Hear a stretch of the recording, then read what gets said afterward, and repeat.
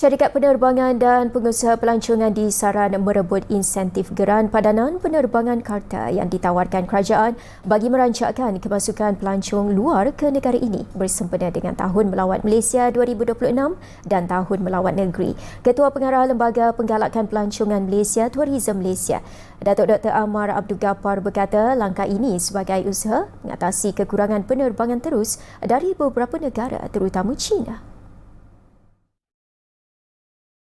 Menurut Datuk Dr. Amar, pada tahun lepas, Malaysia hanya menerima 1.4 juta pelancong dari pasaran China berbanding sasaran 5 juta.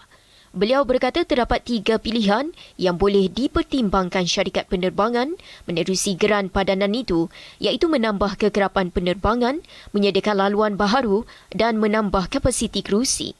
Dalam pada itu, beliau berkata, negeri yang melaksanakan Tahun Melawat Negeri perlu menghasilkan lebih banyak produk pelancongan dan giat melakukan promosi untuk menarik lebih ramai pelancong.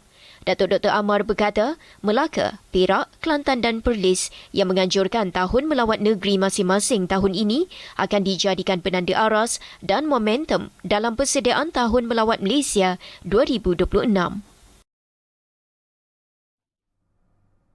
Usahawan perusahaan kecil dan sederhana PKS diseru untuk saling bersatu bagi menangani masalah yang berlaku dalam industri itu. Timbalan Menteri Pembangunan Usahawan dan Koperasi Datuk R. Ramanan berkata, pengusaha PKS perlu sebelat suara tanpa mengira bangsa menyampaikan cadangan dan aduan kepada kementerian serta agensi berkaitan. Kita ada banyak kelompok, banyak kelompok yang kita ada. Kita kena ikut seperti yang dikatakan oleh Yang Amat Berhormat Perdana Menteri. Kita tak nak segmentation. Kita tak nak cakap untuk India A, untuk China B, untuk Melayu C. Tak ada. Kita buat satu untuk semua rakyat Malaysia.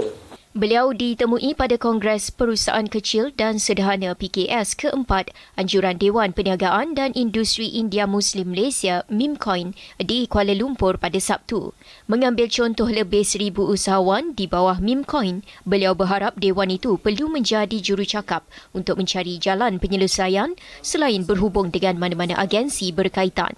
Mengulas mengenai perancangan strategik tahun 2024, Datuk Ramanan berkata, perkara utama dalam hala tuju tersebut adalah bantuan khas yang diberikan agensi berkaitan kepada pengusaha PKS. Agensi berkaitan tersebut adalah SME Corp Malaysia, SME Bank, Perbadanan Nasional Berhad, Bank Rakyat dan Amanah Ikhtiar Malaysia.